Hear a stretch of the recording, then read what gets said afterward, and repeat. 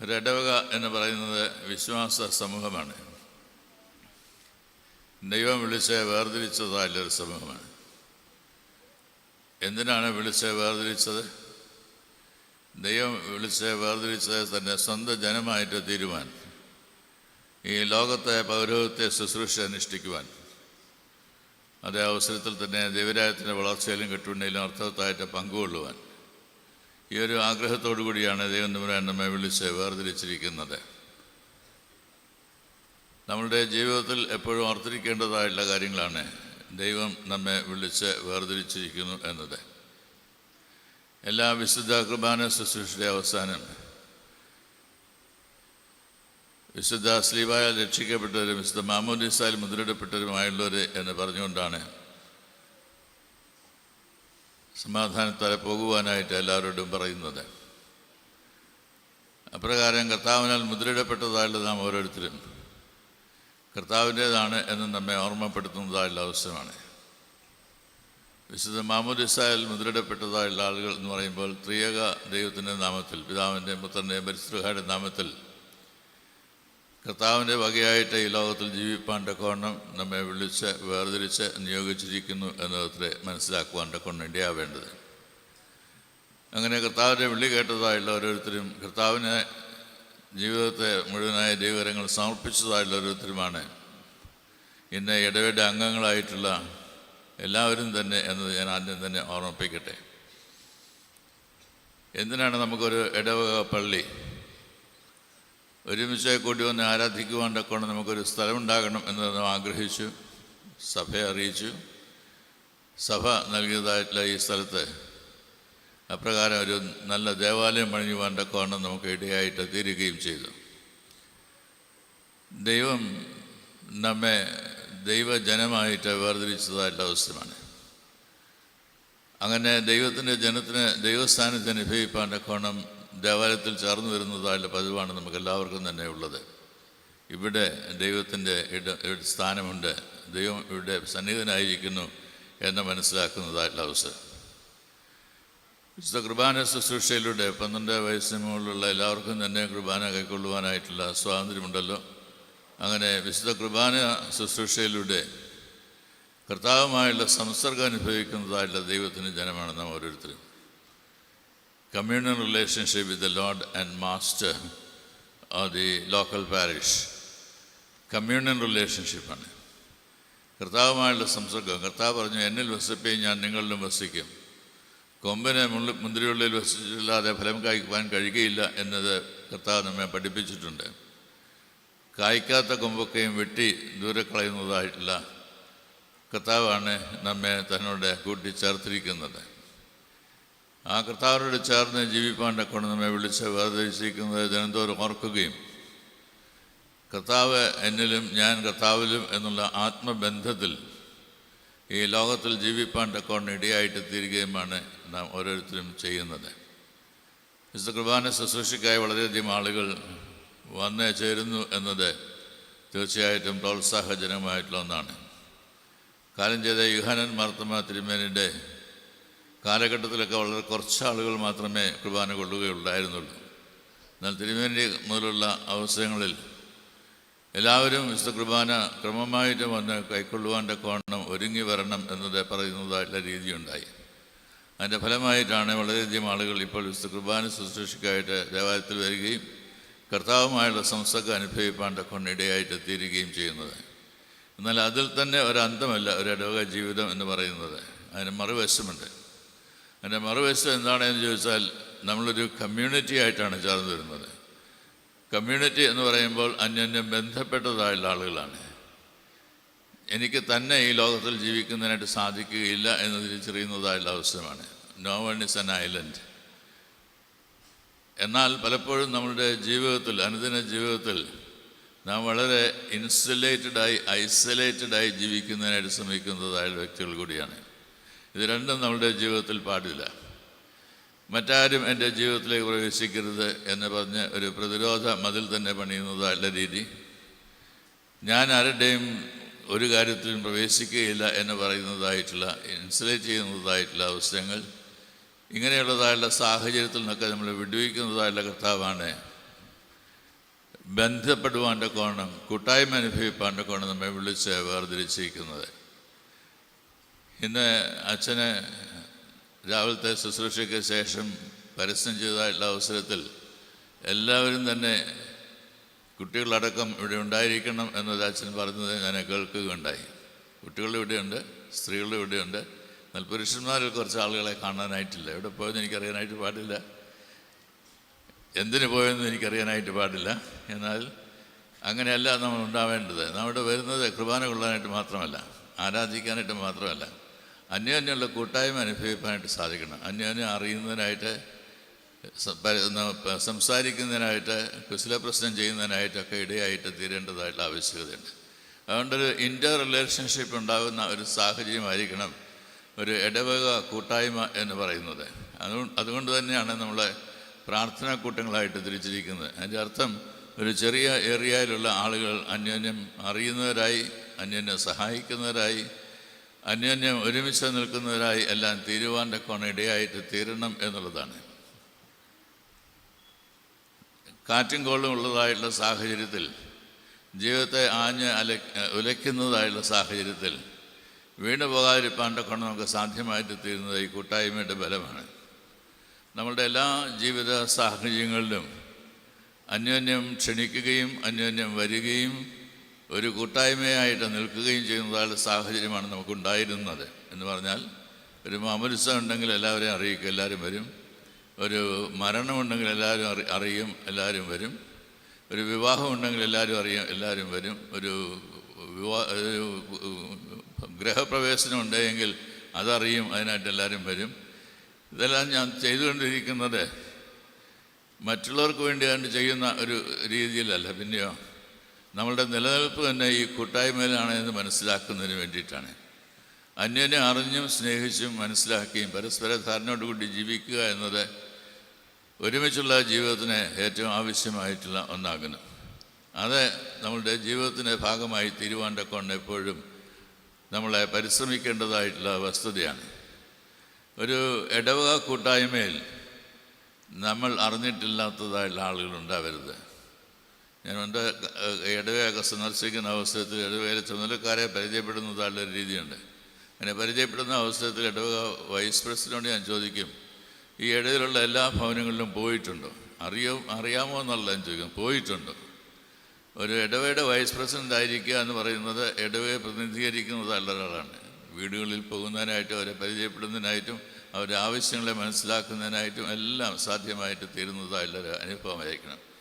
ക്രൈസ്തവ സമിതി എന്ന് പറയുന്നത് പ്രത്യേകിച്ച് ഒരു സ്ഥാനത്തിൻ്റെയും മാനത്തിൻ്റെയും അധികാരത്തിൻ്റെയും പദവിയല്ല, പിന്നെയോ ദൈവസന്നിധിയിലെ വിനയത്തോടുകൂടി ശുശ്രൂഷ അനുഷ്ഠിക്കുന്നതായുള്ള ഒരു കൂട്ടം ആളുകളുടെ കൂടിവരവാണ്. അതുകൊണ്ടാണ് ഒരു സമിതി എന്ന് തന്നെ നാം പറയുന്നത്. ക്രൈസ്തവ സമിതി എന്നാണല്ലോ നാം പറയുന്നത്. അങ്ങനെ ഒരുമിച്ച് കൂടി വരുന്നതായുള്ളൊരു സമൂഹമാണ്. എന്നാണ് ചെയ്യേണ്ടത്? സ്ഥാനവും മാനവും കാക്ഷിച്ച് മാറിയിരിക്കുന്നതല്ല ഒരാളായിട്ടല്ല, പിന്നെയോ ഇറങ്ങിച്ചെന്ന് ആളുകളുടെ ആവശ്യങ്ങളെ മനസ്സിലാക്കി ആളുകളോട് ഒന്നിച്ച് നിൽക്കുന്നതായിട്ടുള്ള ആളുകളായിട്ട് തീരുന്ന ഒരു കൂട്ടം ആൾക്കാരാണ് ക്രൈസ്തവ സമിതി എന്ന് പറയുവാൻ്റെ കൊണ്ടിടയാവേണ്ടത്. അതുകൊണ്ട് അന്യോന്യം സ്നേഹിക്കുന്നവരായി, കരുതുന്നവരായി, കൂട്ടായ്മ നൽകുന്നവരായി ജീവിപ്പാൻ്റെ കോണം നമുക്ക് ഇടയായിട്ട് തരണം. അത് പള്ളിക്കുള്ളിലും പള്ളിക്ക് പുറത്തുമെല്ലാം ആ ഒരു സ്വഭാവം നിലനിർത്തുവാൻ്റെ കോണം നമുക്ക് ഇടയായിട്ട് തീരേണ്ടത് ആവശ്യമാണ്. ദൈവത്തിൻ്റെ ജനം എന്നുള്ളതായുള്ള രീതിയിലുള്ള നല്ല സാക്ഷ്യം നിറവേറ്റുവാൻ ദൈവം നമുക്ക് നൽകുന്നതായുള്ളൊരു അവസരം കൂടിയാണ് അത് എന്നത് മറന്നു പോകുവാനായിട്ട് ഇടയാവരുത്. നമ്മളുടെ ഇടവകയിൽ പല പ്രായത്തിലുള്ള ആളുകളുണ്ട്. മറ്റ് ഈ പാരാ റിലീജിയസ് കമ്മ്യൂണിറ്റിയുമായുള്ള ഒരു പ്രത്യേകത എന്താണെന്ന് ചോദിച്ചാൽ, നമുക്ക് എല്ലാവർക്കും അന്യോന്യം ബന്ധപ്പെടുവാൻ ഇടയായിത്തീരുന്ന പ്രായഭേദമന്യേ, ലിംഗഭേദമന്യേ ഒരുമിച്ച് ചേർന്ന് വരുവാനായിട്ട് കഴിയുന്നതായിട്ടൊരു സമൂഹമാണ് എന്നുള്ളതാണ്. എന്തുകൊണ്ടാണ് അങ്ങനെ ഒരു ഭേദമൊന്നും കൂടാതെ ചേർന്ന് വരുന്നു എന്ന് പറയുന്നത്? നമ്മളെല്ലാവരും കർത്താവായ യേശു ക്രിസ്തുവിലുള്ള രക്ഷയുടെ അനുഭവത്തിലേക്ക് വന്നവരും വീണ്ടെടുക്കപ്പെട്ടതായുള്ള ജനതയും നിത്യജീവൻ്റെ അവകാശികളുമാണ് എന്നതാണ് അതിൻ്റെ പ്രത്യേകത.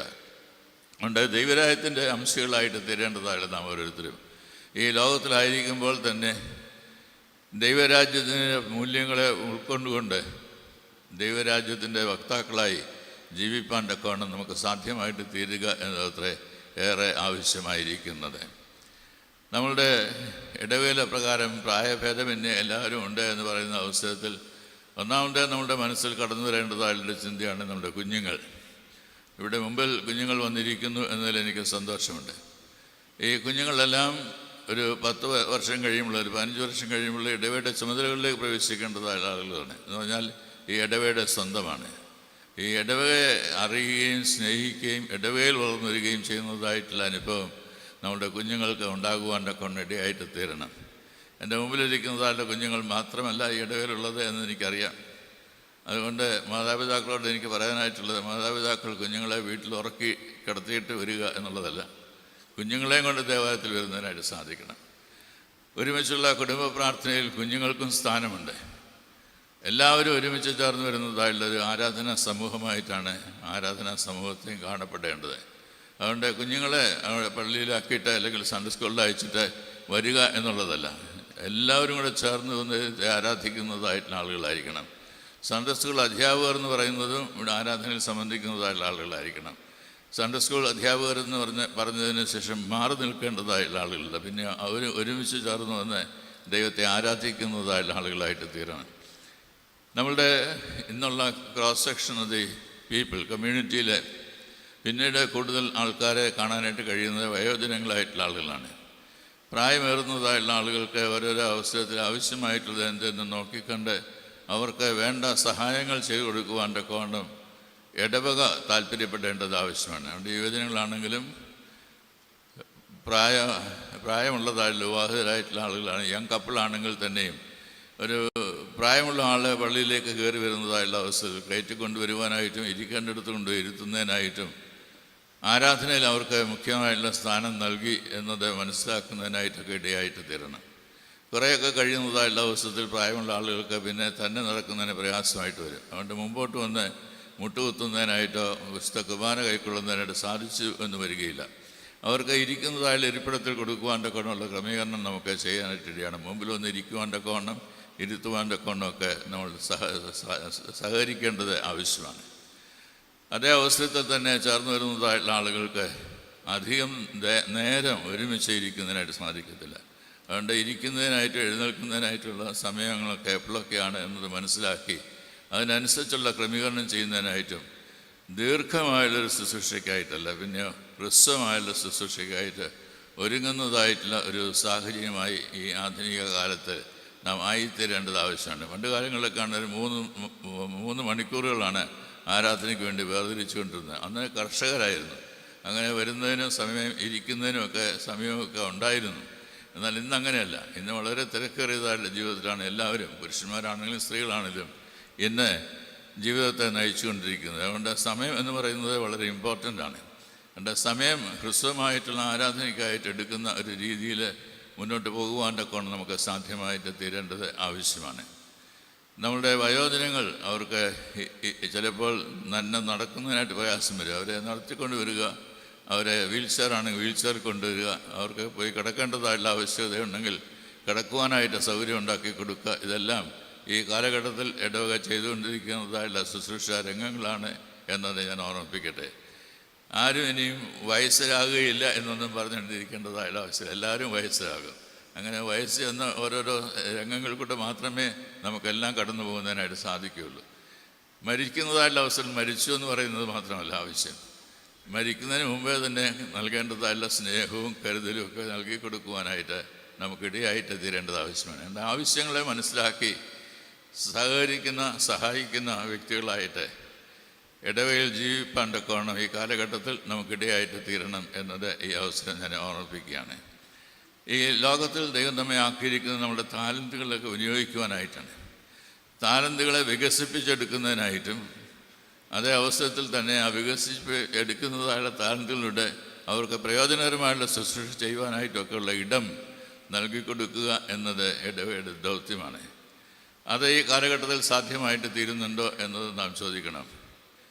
ബെൻ കാർസൺ എന്ന് പറയുന്നതായുള്ളൊരു ഡോക്ടർ, ന്യൂറോ സർജനാണ്. 33-ാമത്തെ വയസ്സിൽ അദ്ദേഹം ഹെഡ് ഓഫ് ദി ഡിപ്പാർട്ട്മെൻ്റ് ആയിട്ട് തോന്നുന്നു, ന്യൂറോ സർജറിയിൽ ഹെഡ് ഓഫ് ദി ഡിപ്പാർട്ട്മെൻ്റ് ആയിട്ട് തോന്നുന്നു. എങ്ങനെ ആർക്ക് സാധിക്കും? ഇവിടെ ഇരിക്കുന്ന ആർക്കും തന്നെ 33-ാമത്തെ വയസ്സിൽ ഒരു സെക്ഷനിലെ ഹെഡ് ഓഫ് ദി ഡിപ്പാർട്ട്മെൻറ്റായി തീരുവാൻ കഴിയും എന്ന് ഞാൻ വിചാരിക്കുന്നില്ല. അതിസമർത്ഥനായിട്ടുള്ളൊരു ഡോക്ടറായിരുന്നു. ഈ ബെൻ കാസിന് അദ്ദേഹത്തിൻ്റെ വീടിൻ്റെ പശ്ചാത്തലമൊക്കെ നോക്കുകയാണെങ്കിൽ അമ്മ അധികമൊന്നും പഠിച്ചതായിട്ടുള്ള ആളായിരുന്നില്ല. വീട്ടു ജോലിക്കായിട്ടൊക്കെ പോയാണ് മക്കളെ വളർത്തിക്കൊണ്ടിരുന്നത്. ഭർത്താവെ ഉപേക്ഷിച്ചൊക്കെ പോയി. പ്രയാസ സാഹചര്യങ്ങളൊക്കെ കണ്ട് മനസ്സിലാക്കിക്കൊണ്ടായിരിക്കാം അദ്ദേഹം ഉപേക്ഷിച്ചിട്ട് പോയി. എന്നാൽ ദൈവം തനിക്ക് നൽകിയതായിട്ടുള്ള 2 മക്കളെ ദൈവസന്നിധിയിൽ വളർത്തിക്കൊണ്ടുവരുവാനായിട്ട് ജീവിതത്തെ സമർപ്പിച്ചതായിട്ടുള്ളൊരു വ്യക്തിയായിട്ട് ഈ ബെൻ കാസിൻ്റെ അമ്മ തീരുകയാണ് ചെയ്യുന്നത്. അതുകൊണ്ട് അമ്മ ഇങ്ങനെ ഓരോ വീടുകളിലൊക്കെ പോകുമ്പോൾ എങ്ങനെയാണ് ആളുകളൊക്കെ ഉന്നതമായുള്ള സ്ഥാനങ്ങളിലേക്ക് ഉയർന്നു വരുവാൻ ഇടയായിത്തീരുന്നതൊക്കെ നോക്കിക്കണ്ട് മനസ്സിലാക്കിയതായിട്ടുള്ള അവസരത്തിൽ വീട്ടിൽ വന്ന 2 കുഞ്ഞുങ്ങളെ അടുക്ക വിളിച്ചുകൊണ്ട് പറഞ്ഞു, മക്കളെ, നമുക്ക് സ്വന്തമായിട്ടൊന്നും തന്നെയില്ല. നിങ്ങളുടെ ജീവിതവും നിങ്ങൾക്ക് പഠിച്ചു ഉയരുവാനായിട്ട് കഴിയുന്ന സാധ്യതകളും മാത്രമാണ് ജീവിതത്തിന് മുമ്പിലുള്ളത്. അതുകൊണ്ട് ഇന്ന് തൊട്ട് നിങ്ങളൊരു കാര്യം ചെയ്യണം. നിങ്ങളുടെ TV കാണുന്നതായുള്ള സമയമൊക്കെ നിർത്തണം. ഇന്നത്തെ ഭാഷയിൽ പറഞ്ഞാൽ ഡിജിറ്റൽ വേൾഡിൽ ഈ സെൽഫോണുമായിട്ടൊക്കെ ജീവിക്കുന്നതായുള്ള സമയമൊക്കെ ഒന്ന് ചുരുക്കണം. അരമണിക്കൂറിക്കുള്ളൊന്നും സെൽഫോൺ ഉപയോഗിക്കരുത് എന്ന് പറഞ്ഞാൽ നിങ്ങൾ എത്ര പേരും അതനുസരിക്കുമെന്ന് എനിക്കറിയാനായിട്ട് പാടില്ല. എനിക്ക് തന്നെ പ്രയാസമായിട്ട് വരുന്നുണ്ട്. അരമണിക്കൂർ കൊണ്ടൊന്നും തീരുകയില്ല. അതുകൊണ്ട് അതുപോലെ മെസ്സേജസാണ് വന്നുകൊണ്ടിരിക്കുന്നത്. അപ്പോൾ ഈ കുഞ്ഞുങ്ങളോട് പറഞ്ഞു, നിങ്ങൾ TV ഒന്നും കാണരുത്. എന്നാൽ അതിന് പകരമായി ഇവിടെ അടുത്തുള്ളതായുള്ള ലൈബ്രറിയിൽ പോയി ആഴ്ച തോറും 2 പുസ്തകങ്ങൾ വായിച്ച് തീർക്കണം. ആഴ്ച തോറും 2 പുസ്തകങ്ങൾ വായിച്ച് തീർക്കണം. അമ്മ പറഞ്ഞത് കേൾക്കുന്നതിന് ആദ്യമൊക്കെ കുറച്ച് പ്രയാസം ഉണ്ടായിരുന്നെങ്കിലും TV കാണരുതെന്നല്ലേ പറഞ്ഞത്. കളിക്കാൻ പോകാനൊക്കത്തില്ല, കളികൾ ഒന്നും തന്നെ എൻ്റർടൈൻ ചെയ്യാനൊക്കത്തില്ല. അപ്പോൾ ജീവിതത്തെ ശിക്ഷണത്തിലൂടെ വളർത്തേണ്ടതായുള്ള ആവശ്യകതയുണ്ട് എന്നത് മക്കളോട് പറയുകയാണ്. അവരതനുസരിച്ച് തൽഫലമായിട്ട് ഓരോ ക്ലാസ്സിലും പ്രഗത്ഭരായിട്ട് ഉയർന്നു വരുവാൻ്റെക്കോണം ഇടയായിട്ട് തോന്നുന്നു. നല്ല നല്ല മാർക്കുകൾ വാങ്ങിക്കുന്നതിനായിട്ട് സാധിച്ചു. അതിലൊരാൾ എൻജിനീയറായി, ഒരാൾ ഡോക്ടറായി. ഇപ്പോൾ ഡോക്ടറായിട്ടുള്ള ബെൻ കാസിനെ കുറിച്ചാണ് ഞാൻ പറയുന്നത്. അത് ന്യൂറോ സർജറിയിൽ പ്രഗത്ഭനായിട്ട് തീർന്നതായിട്ടുള്ള അവസരം അദ്ദേഹത്തെ 100-ലധികം അവാർഡുകളൊക്കെ നൽകിയാണ് അദ്ദേഹത്തെ ഈ ലോകം തന്നെ സ്വീകരിച്ചത്. ഒരു പ്രത്യേക സാഹചര്യത്തിൽ അദ്ദേഹം ന്യൂറോ സർജൻ ആയതുകൊണ്ട് ബ്രെയിനിലുള്ള ട്യൂമറുമൊക്കെ കണ്ടെത്തുന്നതിനായിട്ടും സർജറി നടത്ത ബ്രെയിനിന് ട്യൂമറൊക്കെ മാറ്റുന്നതിനായിട്ടൊക്കെ വിദഗ്ധനായിട്ടുള്ളൊരു ഡോക്ടറാണ്. ഒരിക്കലൊരു കുട്ടിയെയും കൊണ്ട് മാതാപിതാക്കൾ ബെൻ കാസിൻ്റെ അടുത്ത് വന്നു. സാധാരണയായിട്ട് എല്ലാ സ്പെഷ്യലിസ്റ്റും ഇങ്ങനെയൊക്കെ നോക്കുന്നതായുള്ള അവസരം അവരുടെ കീഴിലുള്ളതായ ഡോക്ടറോട് പറയും, പ്രാഥമിക കാര്യങ്ങളൊക്കെ നോക്കി മനസ്സിലാക്കി റിപ്പോർട്ടൊക്കെ തയ്യാറാക്കണം. ആ റിപ്പോർട്ട് കണ്ടതിന് ശേഷമാണ് പിന്നീട് സർജന് വേണ്ട കാര്യങ്ങൾ ചെയ്യുന്നതിനായിട്ട് വരുമ്പെടുന്നത്. അങ്ങനെ ഈ കൊണ്ടുവന്നതായുള്ള ആ കുഞ്ഞിൻ്റെ കണ്ണുകളൊക്കെ 2 സൈഡിലേക്കാണ് നോക്കുന്നത്. ഒന്നിങ്ങോട്ട് നോക്കും, ഒന്നിങ്ങോട്ട് നോക്കും. അതുപോലെ തന്നെ വായിൽ നിന്ന് ഉമിനീര് ഇറങ്ങി പുറത്തേക്ക് വരുന്നതായിട്ടുള്ള വികൃതമായിട്ടുള്ളൊരു ഭാവം ഈ കുഞ്ഞിനെ കൊണ്ടാണ് അവിടെ വന്നത്. അവിടെ വന്നതായിട്ടുള്ള അവസരത്തിൽ ഡോക്ടറെ മെഡിക്കൽ റിപ്പോർട്ടൊക്കെ നോക്കിയതിന് ശേഷം പറഞ്ഞു, ഞങ്ങൾക്കൊന്നും ചെയ്യാനായിട്ട് സാധിക്കത്തില്ല. ഈ കുഞ്ഞിനെ കൊണ്ട് വീട്ടിൽ പൊയ്ക്കോളൂ. ആ കുഞ്ഞ് ദൈവനിശ്ചയപ്രകാരം മരിച്ച് അടക്കപ്പെടുന്നതായുള്ള സാഹചര്യത്തിലല്ലാതെ വേറെ ഒന്നും ചെയ്യുന്നതിനായിട്ട് സാധിക്കുകയില്ല എന്ന് പറഞ്ഞു. അപ്പോൾ അവിടെ വന്നതായുള്ള മാതാപിതാക്കൾ ഭക്തരായിട്ടുള്ള ആളുകളാണ്. ആ ആളുകൾ ഡോക്ടറോട് പറഞ്ഞു, ഡോക്ടറെ, ദൈവമാണ് ഞങ്ങളെ നിൻ്റെ അടുത്തേക്ക് അയച്ചിരിക്കുന്നത്. ദൈവമാണ് ഞങ്ങളെ നിൻ്റെ അടുത്തേക്ക് അയച്ചിരിക്കുന്നത്. ദൈവത്തിൻ്റെ ഒരു ഉദ്ദേശമുണ്ട്. ഇത് പറഞ്ഞതായുള്ള അവസരത്തിൽ അദ്ദേഹം എക്സ്റേ ഒന്നുകൂടെ നോക്കി ആ കുഞ്ഞിൻ്റെ ബ്രെയിൻ ഒന്നുകൂടെ തുറക്കാം എന്നതൊക്കെ പറഞ്ഞു. തുറന്നൊക്കെ നോക്കിയതായുള്ള അവസരത്തിൽ ഒന്നും ചെയ്യാനായിട്ട് സാധിക്കത്തില്ല എന്ന് പറഞ്ഞു. അത് അടച്ചതിന് ശേഷം വീണ്ടും മാതാപിതാക്കളുടെ അടുത്ത് വന്ന് പറഞ്ഞു, ഒന്നും ചെയ്യാനായിട്ട് സാധിക്കത്തില്ല, കുഞ്ഞിനെ കൊണ്ടങ്ങ് പൊയ്ക്കോളൂ എന്ന് പറയുകയുണ്ടായി. പിന്നെ അവർ അവിടെ നിന്നുകൊണ്ട് പറയുന്നുണ്ട്, ഡോക്ടറെ, അങ്ങനെയല്ല, ദൈവം ഞങ്ങളെ നിൻ്റെ അടുത്തേക്ക് അയച്ചിരിക്കുന്നതായുള്ള അവസരത്തിൽ ദൈവത്തിന് നിന്നെക്കുറിച്ചൊരു ഉദ്ദേശമുണ്ട്. അതുകൊണ്ട് ദൈവനിശ്ചയം എന്താണെന്നത് മനസ്സിലാക്കി നിന്നാലാവത് ചെയ്യണം എന്നത് ബെൻ കാസിനോട് പറയുകയുണ്ടായി. ബെൻ കാസിന് ഈ മാതാപിതാക്കളുടെ വാക്കുകളൊക്കെ കേട്ടതായുള്ള അവസരത്തിൽ ഒരു രീതിയിൽ അങ്ങ് അമ്പരന്ന് നിന്നുപോയി. എന്താണ് ഇങ്ങനെയൊക്കെ പറയുന്നതായുള്ള വാക്കുകൾ, എന്താണ് ദൈവം എന്നെക്കുറിച്ച് ഉദ്ദേശിക്കുന്നതെന്നൊക്കെ പറയുന്ന അസാധ്യമായുള്ള കാര്യങ്ങളുടെ നടുവിൽ ദൈവത്തിന് എന്തെങ്കിലും കാര്യങ്ങൾ ചെയ്യാനായിട്ട് സാധിക്കുമോ? ഇതെല്ലാം തന്നെ മനസ്സിൽ കൂടെ കടന്നുപോയതായിട്ടുള്ള ചോദ്യങ്ങളാണ്. ആ റിപ്പോർട്ട് ഒരിക്കൽ കൂടി എടുത്തതിന് ശേഷം അദ്ദേഹം ഈ ബ്രെയിൻ തുറന്ന് അകത്തേക്ക് നോക്കിയ അവസരത്തിൽ ട്യൂമർ വന്ന് ഈ ബ്രെയിനെ പ്രസ് ചെയ്യുന്നതായിട്ട് കാണുകയുണ്ടായി. അപ്പോൾ അദ്ദേഹം ആ ട്യൂമർ ഒന്ന് താഴേക്ക് ഒന്ന് കൈകൊണ്ട് തന്നെ മാറ്റിയതിന് ശേഷം എന്തെങ്കിലും വ്യത്യാസം ഈ കുഞ്ഞിൽ വരുമോ എന്ന് നോക്കുന്നതായുള്ള അവസരത്തിൽ കുഞ്ഞിന് പ്രത്യേകമായുള്ള ചലനമുണ്ടായി. കുഞ്ഞിനെ പ്രത്യേകമായുള്ള രീതിയിൽ ജീവിക്കുന്നതിനായിട്ടൊക്കെ ഇടയാകുന്നു എന്ന് മനസ്സിലാക്കി. അപ്പോൾ ഈ ഡോക്ടറെ ദൈവത്തിൻ്റെ സന്നിധി മനസ്സിലാക്കി ഇപ്പോൾ ആവശ്യമായിരിക്കുന്നത് ഈ ബ്രെയിൻ സെല്ലിനെ പ്രസ് ചെയ്തുകൊണ്ടിരിക്കുന്നതായിട്ടുള്ള ട്യൂമറെ മുഴുവനായിട്ട് എടുത്ത് മാറ്റണം. അങ്ങനെ ബ്രെയിൻ റിലീവ് ചെയ്യുന്നതായിട്ടുള്ള അവസ്ഥയിൽ മാത്രമേ ഈ കുഞ്ഞിനെ സൗഖ്യം വരികയുള്ളൂ എന്നത് മനസ്സിലാക്കുകയും അതിനായിട്ട് ഒരുമ്പെടുകയും ചെയ്തു. അപ്രകാരം ഈ ബെൻ കാർസൺ ബ്രെയിനെ സമ്മർദ്ദം ചെലുത്തിക്കൊണ്ടിരുന്നതായുള്ള ട്യൂമറെ എടുത്ത് മാറ്റിയതായുള്ള അവസരത്തിൽ കുഞ്ഞിനെ സൗഖ്യമായി ആ കുഞ്ഞിനെ മാതാപിതാക്കളെ വീണ്ടും ഏൽപ്പിക്കുന്നതിന് ഇടയായിട്ട് തീരുകയും ചെയ്തു. ദൈവം തന്നിൽ പ്രവർത്തിച്ചതായുള്ള അത്ഭുതത്തെ കണ്ട് മനസ്സിലാക്കി ബെൻ കാർസൺ തന്നെ ദൈവത്തിൻ്റെ സന്നിധിയിൽ പറഞ്ഞു, ദൈവമേ, ഞാൻ ഇതുവരെ എനിക്ക് നീ നൽകിയതായുള്ള സാമർഥ്യത്തിൽ ആശ്രയിച്ചാണ് ഓരോ കാര്യങ്ങൾ ചെയ്തുകൊണ്ടിരുന്നത്. എന്നാൽ ഇനി അങ്ങനെയല്ല, ഇനി നീ തന്നെ എല്ലാ കാര്യങ്ങളുടെയും നിയന്ത്രണം ഏറ്റെടുക്കണം. എൻ്റെ കയ്യിലിണങ്ങിയ കൈകളായിട്ട് തീരുക എന്ന് മാത്രമേ എനിക്ക് സാധിക്കുകയുള്ളൂ എന്നത് പറയുകയുണ്ടായി. അദ്ദേഹത്തോടൊപ്പം പ്രവർത്തിച്ചുകൊണ്ടിരുന്നതായുള്ള ഒരു ഓൺകോളജിസ്റ്റ്, ക്യാൻസർ രോഗം വരുന്നതായുള്ള ആളുകളെയൊക്കെ ശുശ്രൂഷിക്കുന്നതായുള്ള ഒരാൾ ഇതേ കണ്ടതായുള്ള അവസരത്തിൽ പറഞ്ഞു, ഞാൻ ഇതുവരെ ഒരു എത്തീസ്റ്റാണ്, ഞാൻ ഇതുവരെ ദൈവം ഉണ്ടോയെന്ന് വിശ്വസിച്ചിരുന്നില്ല. എന്നാൽ ഇപ്പോൾ എനിക്ക് ബോധ്യമായി ദൈവം ഉണ്ട്, ദൈവം പ്രവർത്തിക്കുന്നു എന്നത്. ജീവിതത്തിൻ്റെ വളരെയധികം പ്രയാസമേറിയതായുള്ള ഘട്ടങ്ങളിലൂടെയൊക്കെ നമ്മൾ കടന്നു പോകുമ്പോൾ ദൈവസാന്നിധ്യം നമുക്ക് കൈപ്പേറിയതായിട്ട് തോന്നും. എന്നാൽ കൈപ്പേറിയതായുള്ള ജീവിതത്തിൻ്റെ സാഹചര്യങ്ങളിലും ദൈവം നമ്മെ നടത്തുമെന്നുള്ള പരിപൂർണമായുള്ള വിശ്വാസത്തിൽ ദൈവസന്നിധിയിൽ ജീവിപ്പാൻ്റെ കൊണ്ടമാണ് നമുക്ക് ഇടയായിട്ട് തീരേണ്ടത്. തൻ്റെ ഏകജാതനായ പുത്രനെ കാൽവരി ക്രൂശിൽ പരമയാഗമായിട്ട് അർപ്പിച്ചതായുള്ള അവസരത്തിൽ ആ ജീവിതം മുഴുവനായിട്ട് അങ്ങ് സമർപ്പിക്കുകയാണ് ചെയ്യുന്നത്, മുഴുവനായിട്ട് ക്രൂശിക്കപ്പെടുകയാണ് ചെയ്യുന്നത്. അതുകൊണ്ടാണ് മരിച്ചു എന്നത് യാഥാർത്ഥ്യമായിട്ട് തീരുന്നത്. ജീവിതം വട്ടപൂജ്യമായിട്ട് തോന്നുന്നു എൻ്റെ അർത്ഥം. എന്നാൽ ദൈവം അത് കൈവിട്ടില്ല. ദൈവം ആ രംഗത്ത് നിന്ന് മരിച്ചയിടയിൽ നിന്ന് തൻ്റെ ഏകജാതനായ പുത്രനെ ഉയർത്തെഴുന്നേൽപ്പിക്കുകയാണ് ചെയ്യുന്നത്. ആ പുനരുദ്ധാനം ചെയ്തതായുള്ള കർത്താവാണ് ഞാൻ എക്കാലവും ലോകാവസാനത്തോളം നിങ്ങളോട് കൂടി ഉണ്ട് എന്ന് നമ്മോട് പറയുവാനൊക്കെയാണ് ഇടയായിട്ട് തോന്നിയിരിക്കുന്നത്. അതുകൊണ്ട് കർത്താവിൻ്റെ സാന്നിധ്യമാണ് ജീവിതത്തിൽ എപ്പോഴും അനുഭവിപ്പാണ്ടൊക്കെയാണ് ഇടയാകേണ്ടത്. ലോകത്തിൻ്റേതായുള്ള സാമർഥ്യമല്ല, മനുഷ്യരുടേതായിട്ടുള്ള വഴികളുമല്ല, ദൈവത്തിൻ്റേതായുള്ള വഴികൾ എന്ത് എന്ന് തിരിച്ചറിഞ്ഞ് ദൈവകരങ്ങൾ നമ്മെ തന്നെ സമർപ്പിച്ച് ജീവിപ്പാൻ ഇടയായിത്തീരുന്ന വിശ്വാസ ജീവിതമാണ് നമുക്കെല്ലാവർക്കും ഏറെ ആവശ്യമായിരിക്കുന്നത്. ഈ ഇടവദിനത്തിൽ എനിക്ക് നിങ്ങളോട് പറയുന്നതിനായിട്ടുള്ളത്, വിശ്വാസികളുടെ ഒരു സമൂഹമാണ് ചേർന്ന് വന്നിരിക്കുന്നത്. എന്നാൽ ആഴത്തിൽ വിശ്വാസമുള്ളവരായി, ദൈവത്തെ മുറുകെ പിടിക്കുന്നവരായി, ദൈവമാണ് എനിക്ക് ശരണമായിട്ടുള്ളത് എന്ന് തീർത്തും മനസ്സിലാക്കുന്നവരായി ദൈവമക്കളായിട്ട് ഈ ലോകത്തിൽ ജീവിപ്പാൻ നമുക്കിടയായിട്ട് തീരണം എന്നുള്ളതാണ്. അപ്രകാരം ദൈവം നമ്മെ ഓരോരുത്തരെയും അനുഗ്രഹിക്കുകയും നമ്മുടെ കുഞ്ഞുങ്ങളെയൊക്കെ വാഴ്ത്തുകയും തലമുറകളിലൂടെ യഹോവ എത്ര നല്ലവനെന്ന് നിരൂപിച്ചറിയുവാൻ്റെ കോണം നമ്മളുടെ ഇടവക ജീവിതം നമുക്ക് സഹായമായി തീരുകയും ചെയ്യട്ടെ എന്ന് പ്രാർത്ഥിച്ച് ആശംസിച്ചുകൊണ്ട് ഞാൻ എൻ്റെ വാക്കുകളെ ചുരുക്കുന്നു. ദൈവം നമ്മെ അനുഗ്രഹിച്ച് ആശീർവദിക്കട്ടെ.